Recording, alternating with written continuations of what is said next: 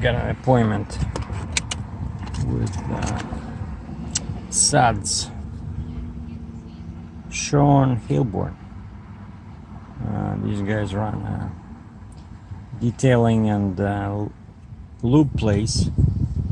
I was there this morning and the guy says, well, actually we operate on the appointment basis. So I said, okay, I don't care. Let's do 3:30 because I still have this stuff, see, from the winter. See that? That's from the salt. And you have that stuff on your shoes. And I did get nice floor mats. See, these are, I think these are WeatherTech. They are very nicely matched. You see, it says even has a logo of Mustang. And of course, I'm inside my Mustang V6, but yeah, I did wash it actually the other day.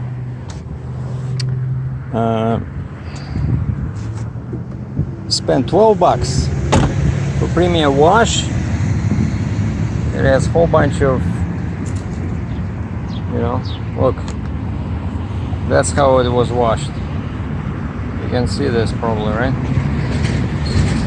It's still dirty, but the problem was I left it under a tree, and there was all kind of debris flying from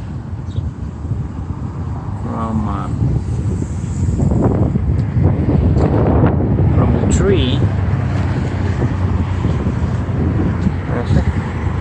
It's all dirty.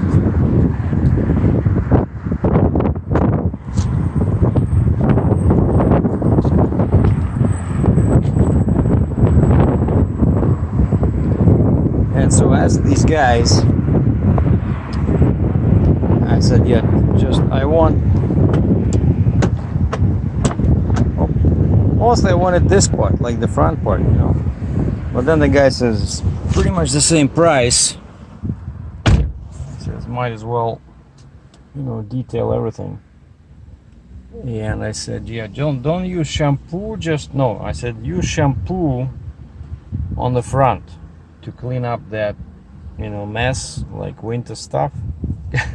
It's August now, and only now I'm finally ready to clean it up, you know. But I said the rest of the car just do you know, just vacuum the rest of the car and vacuum the trunk, and also they can do a wash, you know. I said, yeah, just let's do another wash, you know, protect the paint. And so time now is what's the time? Hold on, let's see. 2:48, so 10 to 3. And they are in that direction over there. I just had a lunch in here in Applebee's. And they are in that direction, so basically 2 minutes by car. So I hope my car will look better. By the way, the price is about $100 Canadian, so around $70 US. But you know, I don't do it often. This is the first time ever I do this since I bought the car, so I think it's a justifiable expense, you know. Yeah, I just don't like all this stuff, you know, this salt in carpets. I'd rather professionals clean it. Well, 1 hour and $97 later. Now look at this. This looks nice. You know, remember there was dirt in here? Well, they didn't clean over here, but nobody's perfect.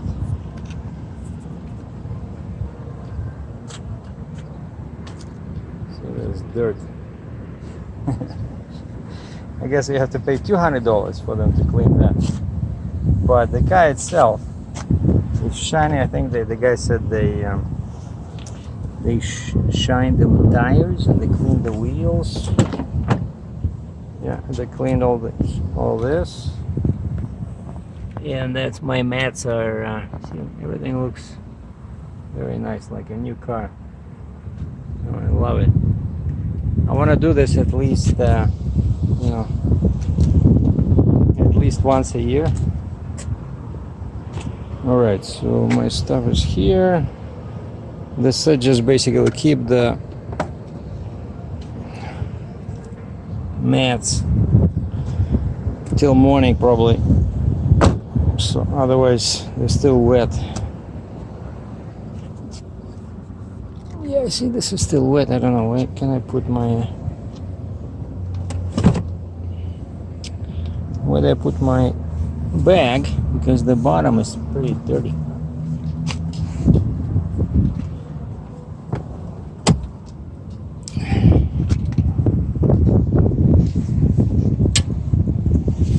Well, that's my pricey lens. I gotta put it in here.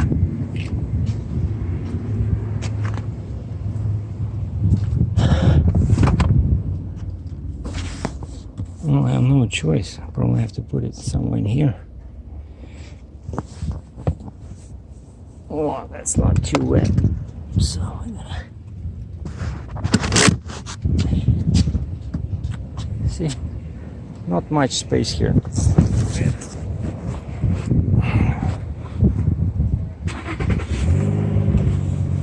Maybe I just leave it like that.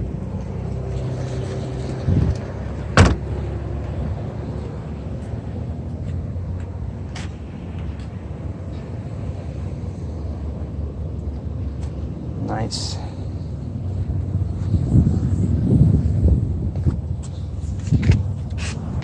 Except the rear.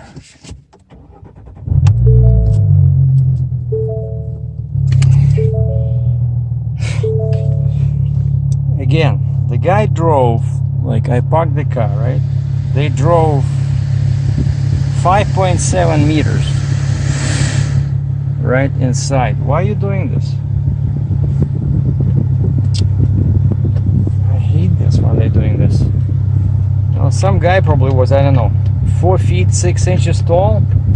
So my seat is now all the way to the top, right?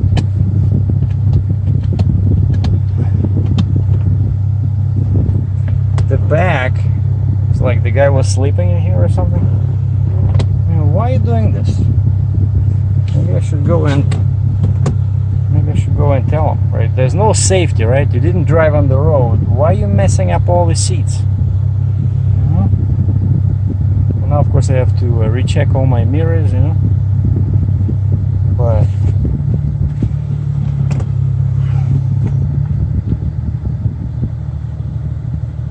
all right, I think this is how I was.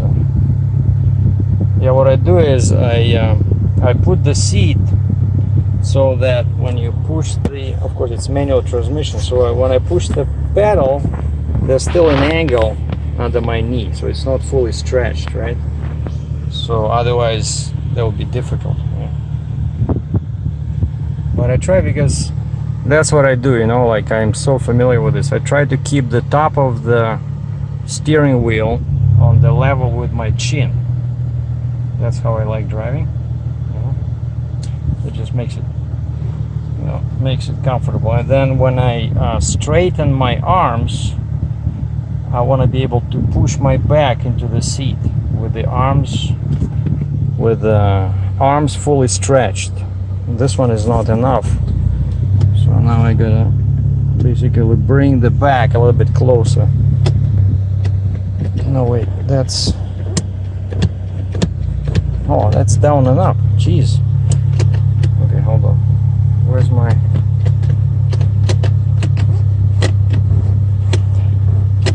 Okay, like this. That's good.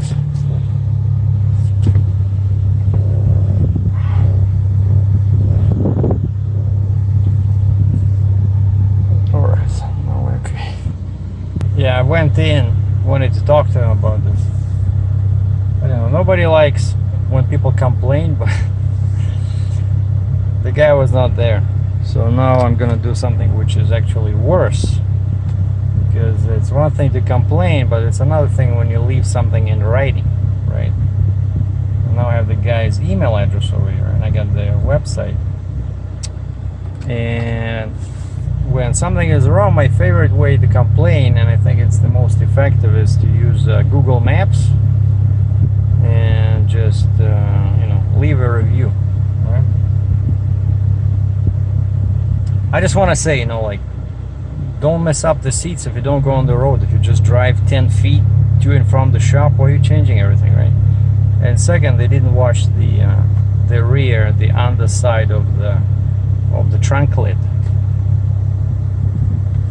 I don't want to deal with them now. I'll just send them something in writing. So, but anyway, so it's still, you know, very satisfying. You know, like, everything is super clean inside. Like, the steering wheel feels so nice. You know, even though I use baby wipes to clean it up, but that's what they do. You know, when you're selling your car, for example, right? You go and you do detailing, and it just really feels like, you know,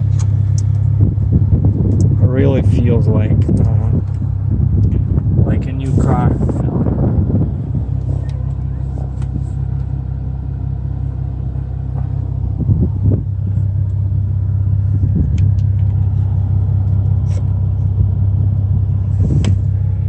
But yeah, I was looking at some other vehicles. You know, then I drive mine, and I really am not sure. Like, I don't think it's worth it. Like, my car, I really love my car. You know, even though it's not perfect, it's, you know, like, everybody keeps bugging me about this GT, right? But I'm telling you, like, yeah, GT has more power, but the fuel mileage is like 3 miles per gallon lower. The insurance is much higher, and the price is double of my car. Okay, even in over undervalued Canadian dollars. So anyway, plus I still owe too much money for this one. I only had it for 1 year. But I went again this morning, and I looked at trucks at my local dealer in Cambridge. They have a bunch of trucks in there. But these people, you know, like, I always say, never buy a semi-truck, or try not to buy a vehicle from the lot that sits at the dealer's lot, because these guys have no clue how to spec them. You know, they just spec, it looks like, you know, they just put a list with all the options, and then they go have a couple of tequilas with some beer, and then they start throwing darts. You know, that's what it looks like these guys are doing. Like, the way they choose options, there was not a single truck on the lot which was XL model. XL, all of them were XLT or higher, and XLT is about $2,500 more than XL. And the only thing you get compared to XL is you get aluminum rims. You know, but then if you want the truck to look nice, you have to get the what they call sport package, which is $650 Canadian, which you can add to the XL, and it gives you the same aluminum rims, and it gives you body color bumper, or there's a chrome package which gives you a chrome bumper, you know. So anyways, I'm just saying that never buy a car from the lot. But I bought this one, surprisingly, I bought this one from the lot because it pretty much had everything I wanted. Just a basic Mustang, you know, with nothing fancy. I was just looking for the cheapest price. And by the way, I was just, while they were doing this, it took them about an hour to clean the car. I went to the Starbucks nearby, and I was watching some videos about, I just searched for 2019 Mustang GT problems. And turns out a bunch of people are having issues with a manual transmission, not automatic, manual transmission, manual shifter. You know, that's the one I test drove. That's the one I was interested in the other day. But they're saying that for this year, Ford, in an attempt to make the car lighter, they changed some parts inside the shifting assembly over there, and some parts are now aluminum instead of steel. and they're saying they don't last and things start breaking down, you know. So from what I understood is that the way to go is the 10-speed automatic. If you're buying a new car, a new Ford sports car, those things are actually much more reliable than manual transmissions, which makes no sense whatsoever. Only at Ford, you know, a 10-speed automatic can be more reliable than a 6-speed manual. So anyway, to conclude this video with this topic about chasing the dream, chasing a four-wheel dream, I talked to a friend of mine and he says all his buddies are switching to pickup trucks, like all his trucker buddies. And why? Because they all have corporations, right? Like I'm running under my own name as a sole proprietor, but all these guys, you know, they have corporations, so that their semi trucks are registered to a corporation. And so what they do now, on advice from the accountants, they sell their cars and they buy a pickup truck, because now they can register that as a business vehicle, leased or rented or whatever, to their corporation. And so because of this, because it's now a commercial vehicle, right, they say, hey, I'm a trucker, I need this pickup truck, right, for work. I need to, you know, bring firewood, drava, timbers, you know, binders, chains. So they say, hey, it's a commercial vehicle. And so they claim it as a commercial vehicle, and because of that, everything they can write off, the lease, you know, the interest, and most importantly, the insurance is lower because now it's a commercial vehicle, you know. And he's saying that they were not able to do that with cars, right? Because a car, it's a passenger vehicle, right? Whereas a truck, it's a business, it can be a commercial business vehicle, right? Especially, you know, you can hook it up to a trailer, pull some you know, hotshot loads, right? So there's a lot of you know, positive things about owning a pickup truck. And I just wanted again to mention that this fantastic new engine, 2.7 liter turbo, I didn't find anything negative about this online. And then of course, if you want more power, there's a 3.5 liter V6 EcoBoost turbo. And then if money is no object, there's a 3 liter diesel V6. But yeah, this 2.7 V6 looks like a very fuel efficient, gives you better fuel mileage than my Ford, like average 1 mile per gallon US, better than my car, you know. So anyway, so sorry for a bunch of these automotive videos, but that's what I've been doing the last few days, you know, because there's no trucking, there's a civic holiday tomorrow, so I've been just walking around and thinking about all these new employee pricing discounts, you know, on Mustang GT and a pickup truck. Oh, and another issue people were having, based on many sources online, is these small EcoBoost engines, right? You know, this EcoBoost 2.3 liter turbo that now they put in a Mustang instead of my V6. There's a bunch of videos online where people that own these EcoBoost small 4-cylinder, you know, cars are saying that actually V6, it's more reliable. Why? Because V6 is still being used in Ford F-150. Actually, even today I was looking at trucks, at these pickup trucks, and half of them had this 3.3 V6, right? Whereas the new EcoBoost is 3.5 and diesel is 3.0. But 3.3 is V6. Actually on mine is 3.7, but it's pretty similar engine, you know. And so guys were saying that if this V6, you know, was used in a pickup truck, it means it's a reliable engine, whereas this 4-cylinder 2.3 EcoBoost, they don't put in trucks, right? It's like they had to make it a V6 and 2.7 to put it in a truck. And so people are having issues, people are having some oil leaks, some problems with these smaller turbo engines, so I don't know, you know. So GT only with automatic transmission. Ford Mustang say no to the small EcoBoost. So basically either keep your Mustang V6 or get GT with automatic, or get a Ford F-150. And by the way, occasionally I have issues with this, like sometimes it doesn't want to shift, smoothly, and recently I've been thinking about changing the shifter, you know, but it's so much work. I read a bunch of went through a bunch of websites where they describe how to change your shifter, and you have to take off your exhaust, your drive shaft. It's so much work.